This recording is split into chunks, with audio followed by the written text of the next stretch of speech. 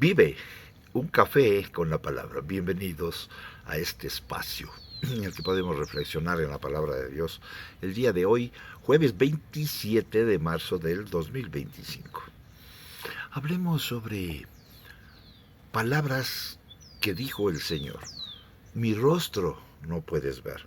Nadie puede mirar el rostro del Señor. En el libro de Éxodo 33:20 dice la palabra, pero mi rostro, él continuó, no puedes ver, porque un ser humano no puede ver, no puede mirar el rostro de Dios y permanecer vivo. Por medio de este relato pueden aprenderse tres lecciones. En primer lugar, Dios está ofendido por el pecado de su pueblo y por esa causa retira su presencia de ellos. Cuando un creyente obedece al Señor y de ese modo está alegrando el corazón de Dios, pero en sentido contrario, cuando no le obedece al Señor, entristece o contrista al Espíritu Santo, al Dios eterno. Experimenta un vacío en su alma. El alma, recordemos, el ser humano fue creado con un enorme vacío que solo Dios lo puede llenar. Y por eso es que el hombre anda buscando cómo llenar ese vacío con distintas cosas, fiestas, poder, dinero, mujeres, etcétera. Y todo lo que está en contra de Dios. Pero nunca va a poder llenar ese vacío, por muchos viajes que haga. Anhela ser feliz, pero nada le hace feliz, nada le llena. Una restauración fácil y rápida al favor de Dios no se enseña ni aquí ni en el Nuevo Testamento. En 1 Corintios capítulo 5 versículos del 1 al 5 vemos algo que sucedió y el apóstol Pablo, guiado por el Espíritu Santo, pues instruye a la iglesia de Corinto. Y dice, de cierto, se oye que hay entre vosotros fornicación, y tal fornicación cual ni aun se nombra entre los gentiles, tanto que alguno tiene la mujer de su padre, y vosotros estáis envanecidos. ¿No deberíais más bien haberos lamentado para que fuese quitado de en medio de vosotros el que cometió tal acción? Ciertamente yo, como ausente en el cuerpo, pero presente en el espíritu, ya como presente he juzgado al que tal cosa ha hecho. En el nombre de nuestro Señor Jesucristo, reunidos vosotros y mi espíritu, con el poder de nuestro Señor Jesucristo, el tal sea entregado a Satanás para destrucción de la carne, a fin de que el espíritu sea salvo en el día de nuestro Señor Jesucristo.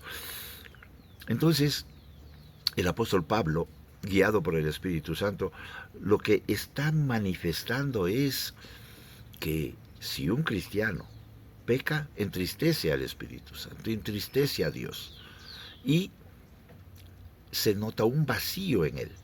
Pero cuando sigue pecando y se obstina en pecar, vemos en este caso que el propósito de Dios es salvarlo, aun cuando sufra su cuerpo. En la misma segunda de Corintios, capítulo 7, versículos del 6 al 13, leemos, pero Dios, que consuela a los humildes, no consoló la venida de Tito, y no solo su venida, sino también con la consolación con que él había sido consolado en cuanto a vosotros, haciéndonos saber nuestro gran afecto por vuestro llanto, vuestra solicitud por mí, de manera que me regocijé aún más, porque aunque os contristé con la carta, no me pesa, aunque aunque entonces lo lamenté, porque veo que aquella carta, aunque por algún tiempo os contristó, ahora me gozo porque hayáis sido contristados. No me gozo por eso, porque estén tristes, sino porque fuisteis contristados para arrepentimiento. Es decir, el Señor también nos contrista, pero para arrepentimiento. Y según Dios, para que ninguna pérdida padecieseis por vuestra parte, porque la tristeza que es según Dios produce arrepentimiento para salvación, de que no hay que arrepentirse, pero la tristeza del mundo produce muerte. La tristeza de Dios lleva al arrepentimiento y produce vida, pero la tristeza del mundo produce muerte. ¿Por qué? He aquí esto mismo de que hayáis sido contristados según Dios. ¿Qué solicitud produjo entre vosotros? ¿Qué defensa? ¿Qué indignación? ¿Qué temor? ¿Qué ardiente afecto? ¿Qué celo? ¿Qué vindicación? Entre todo, digamos, en todo esto os habéis mostrado limpios en el asunto. Así que, aunque os escribí, no fue por causa del que cometió el agravio, ni por causa del que lo padeció, sino para que hicieses manifiesta nuestra solicitud que tenemos por vosotros delante de Dios.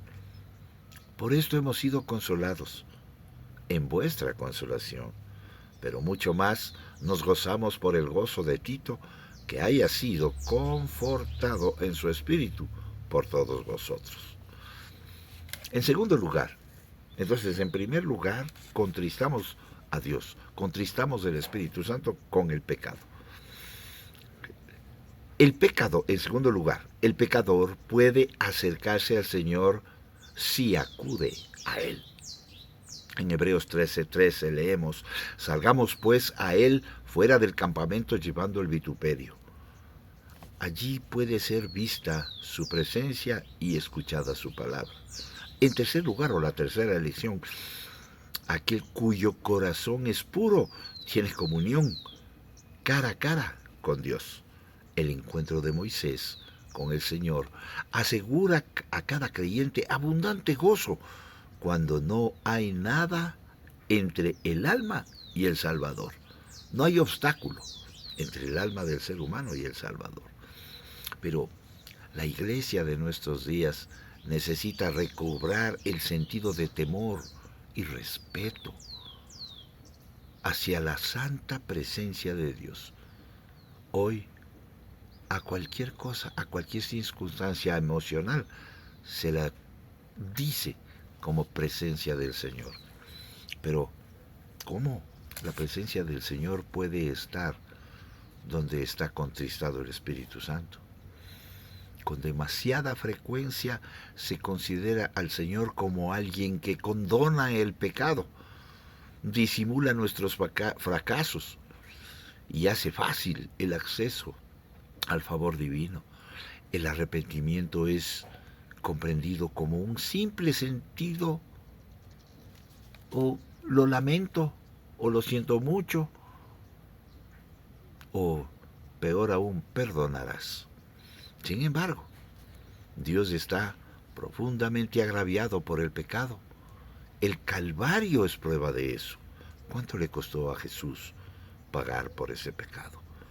Para que lo tomemos a la ligera. La libertad de pecar hoy con la esperanza de perdón fácil, ese perdón que no cuesta nada. Mañana pasa por alto la santa naturaleza de Dios y pretende una misericordia barata. Qué triste es ver eso, ver con la liviandad que se trata el pecado hoy. El verdadero arrepentimiento es costoso, pero es el único camino a la fe y a la presencia redentora de Dios. Aquí en el texto que analizamos, Israel vio a ellos y a Dios que les costaba mucho el consumar el hecho. El verdadero arrepentimiento es costoso. El consumar una restauración, solo Dios lo puede hacer. Moisés pide ver la gloria de Dios. La mayoría de los hombres se conforman mucho más pronto que Moisés con sus experiencias a la presencia de Dios. Aquí tenemos a un hombre a quien el Señor le había concedido mucho más que a otros. Sin embargo, todavía quería más. Moisés imploró: ruego que me muestres tu gloria. Estamos conscientes de que solo nos vamos a conformar con que ya somos salvos, o queremos ver la gloria de Dios. La gloria de Dios es manifestada a las mentes mortales por las evidencias de la bondad. Sin embargo, esta revelación a Moisés tenía que ser de alguna manera incomprensible para nosotros, que nos hemos visto y que a través de una visión directa de su bondad, no oscurecida por las limitaciones de sus manifestaciones usuales, a través de formas terrenales, porque al Señor le queremos ver solamente haciendo milagros, al Señor le queremos ver solamente haciéndonos favores, pero nunca nos humillamos para poder ver su gloria. Lo que Moisés deseaba era una visión de la gloria, o ser esencialmente de Dios. Ese ser maravilloso que es Cristo Jesús. Los hombres no tienen corazones puros, pero los hijos de Dios debemos tener corazones puros que experimentan visiones con sus enigmáticas relaciones humanas,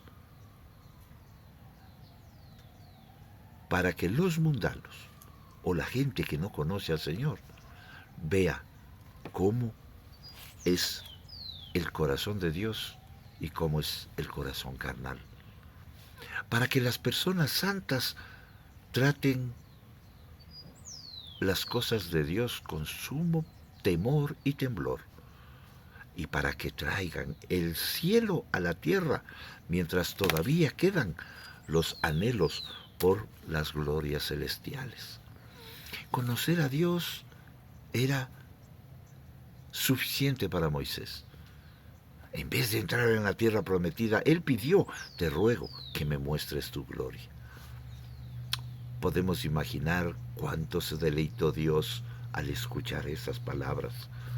Cada padre terrenal conoce el suplicar de las voces de sus hijos cuando le piden cosas, pero nada enternece su corazón más que cuando escucha de un hijo decir: papi, te amo por ser quien eres. Dios estaba tan complacido con el deseo de Moisés que le concedió su petición, tanto como podía permitirlo, al límite. La incomparable luz de Dios es demasiado fuerte para que los humanos puedan experimentarla, y ni siquiera parcialmente, peor en su totalidad. Su santidad lo consume todo. No sea que te consuma en el camino, le había dicho Dios. Pero él quería que Moisés experimentara una parte de su gloria. El Señor le dio, en efecto, ese privilegio. Y le dijo: no puedo mostrarte mi cara, pero puedo mostrarte los efectos de mi presencia y el sendero de la bondad que dejó tras de mí. Y cuando pase mi gloria, yo te pondré en una hendidura de la peña hasta que haya pasado. Dios le dijo a Moisés, para protegerlo, que le taparía los ojos. Este texto nos dice todo acerca de la maravillosa gracia de Dios en el Antiguo Testamento. Incluso antes de la cruz, antes de que Cristo derramara su sangre para la salvación, Dios ocultó a Moisés en su gracia, en la hendidura de una roca, como lo explica el apóstol Pablo. La roca era Cristo. En 1 Corintios 10:4 leemos, y todos bebieron de la misma bebida espiritual, porque bebían de la roca espiritual que los seguía, y la roca era Cristo. ¿Sabe que en Cristo estamos guardados en la roca para poder ver la gloria de Dios sin mirar el rostro de Dios? La gloria, esa gloria transformada, esa gloria que produjo la transfiguración de Cristo, esa gloria que produjo el brillo en el rostro de Moisés. Y eso nos muestra la Escritura, que Él fue transformado por la gloria de Dios. Un cambio tan poderoso que tenía que ponerse un velo para que no lo mirara el pueblo. Y así lo leemos en 2 Corintios 3:13. Cualquier persona que se encuentra con Jesús experimenta la misma transformación en su alma. Un cambio tan profundo que todo el mundo lo ve y queda asombrado.